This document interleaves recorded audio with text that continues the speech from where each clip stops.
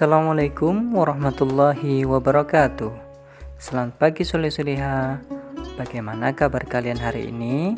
Semoga sehat selalu ya. Amin amin ya robbal alamin. Pada pagi hari ini kita akan mempelajari pelajaran sejarah kebudayaan Islam kelas 3. Sebelum kita mulai pelajaran hari ini, mari kita berdoa terlebih dahulu. Bismillahirrahmanirrahim.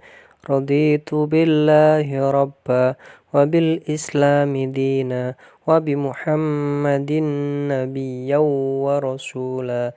Rabbi zidni ilma warzuqni fahma birahmatika ya arhamar rahimin. Pada hari ini kita akan mempelajari peristiwa peletakan Hajar Aswad. Tahukah Ananda di mana Hajar Aswad itu berada?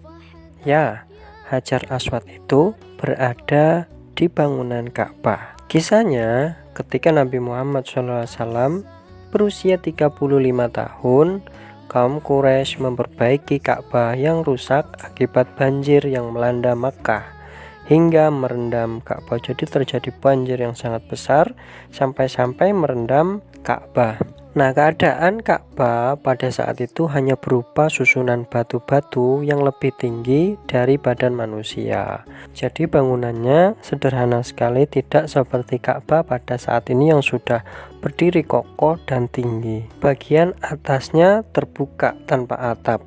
Ka'bah sejak dibuat pada zaman Nabi Ibrahim alaihissalam dan Nabi Ismail alaihissalam belum pernah diperbaiki pada saat itu. Keadaan bangunan Ka'bah mengalami kerusakan. Terlebih setelah terjadi banjir melanda Makkah, keadaan Ka'bah makin memprihatinkan. Nah, atas keadaan tersebut, semua pemuka kabilah dari suku Quraisy bermusyawarah dan mereka memutuskan untuk memperbaiki Ka'bah. Setiap suku di Mekah bergotong royong memperbaiki Ka'bah yang rusak saat itu. Mereka membantu, saling bekerja sama, dan pekerjaan itu secara sukarela. Nabi Muhammad SAW pun ikut bergotong royong memperbaiki Ka'bah tersebut. Beliau bekerja berdampingan dengan paman beliau Abbas bin Abdul Muthalib membantu mengangkat batu-batuan. Ketika pembangunan telah selesai sampai batas tempat Hajar Aswad, kira-kira tingginya seukuran tinggi dada orang dewasa. Nah, dari sinilah terjadi perselisihan. Masing-masing kabilah merasa paling berhak untuk meletakkan Hajar Aswad pada tempatnya semula, dan tidak ada yang mau mengalah. Jadi mereka berselisih, saya yang paling berhak, saya yang paling berhak. Nah, sampai-sampai pembangunan Ka'bah pada waktu itu sempat terhenti selama 4 atau 5 hari karena tidak ada yang dikerjakan lagi. Sejak terjadi perselisihan itu, Nabi Muhammad SAW tidak datang lagi ke Ka'bah. Suasana Ka'bah semakin panas. Begitu panasnya suasana pertentangan ini hingga hampir saja terjadi perang saudara. Nah, pada hari berikutnya seorang pemuka kabilah dari Bani Abdiddar datang membawa baki berisi darah. Apa maksudnya?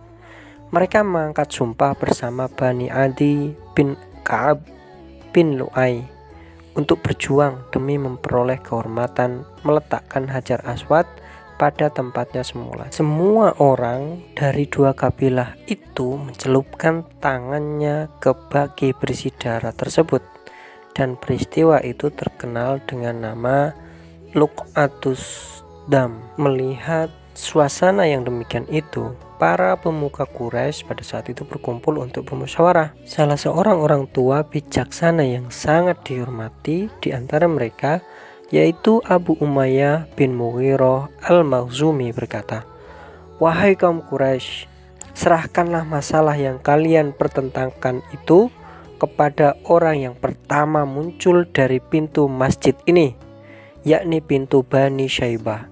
Kita serahkan kepadanya dan biarkanlah dia memutuskan," kata Abu Umayyah bin Mughirah al-Makhzumi. Pendapat tersebut disetujui oleh semua orang pada saat itu. Nah, ternyata pada pagi hari yang ditetapkan, orang yang pertama masuk dari pintu yang telah ditentukan itu adalah Nabi Muhammad Shallallahu Alaihi Wasallam. Dengan gembira mereka berseru, "Ini dia Al-Amin, kami rela menerima keputusannya." Al-Amin adalah julukan yang diberikan kaum Quraisy kepada Nabi Muhammad SAW, yang artinya orang jujur dan terpercaya. Meskipun beliau mengetahui terjadinya pertentangan, tetapi selama 4 atau 5 hari tersebut beliau menjauhkan diri dari mereka sambil menunggu pembangunan dilanjutkan kembali. Setelah Nabi Muhammad SAW mengerti masalahnya, beliau pun membentangkan sorbannya. Setelah itu, Hajar Aswad diletakkan di tengah-tengahnya sorban tersebut. Kemudian beliau meminta kepala suku memegang tepi sorbannya dan mengangkatnya bersama-sama. Jadi ada 4 kepala suku di situ, masing-masing memegang ujung sorban, bersama-sama mengangkat sorban yang di tengahnya ada Hajar Aswadnya. Kemudian Nabi Muhammad SAW sendiri yang meletakkan pada tempatnya semula. Dengan begitu semua suku merasa mendapat kehormatan, sehingga perselisihan pun dapat dihindarkan.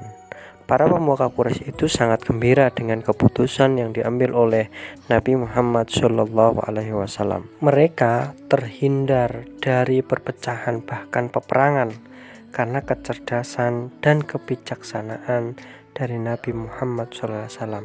Semua suku sangat puas dengan keputusan itu. Nabi Muhammad SAW semakin terkenal di kalangan penduduk Mekah sebagai orang yang cerdas dan bijaksana. Kecerdasan dan kebijaksanaan beliau adalah bagian dari sifat kenabian, yaitu sifat fatonah, yang artinya cerdas. Kaum Quraisy mengakui hal itu. Namun beberapa tahun kemudian, setelah Nabi Muhammad SAW diangkat menjadi Nabi dan Rasul, ketika beliau menyampaikan risalah kebenaran Islam, sebagian besar dari mereka menentangnya. Demikian yang dapat Ustadz sampaikan. Terima kasih sudah menyimak video ini. Kita akhiri dengan bacaan hamdalah bersama. Alhamdulillahirabbil alamin. Kurang lebihnya mohon maaf. Wabillahi taufik wal hidayah. Assalamualaikum warahmatullahi wabarakatuh.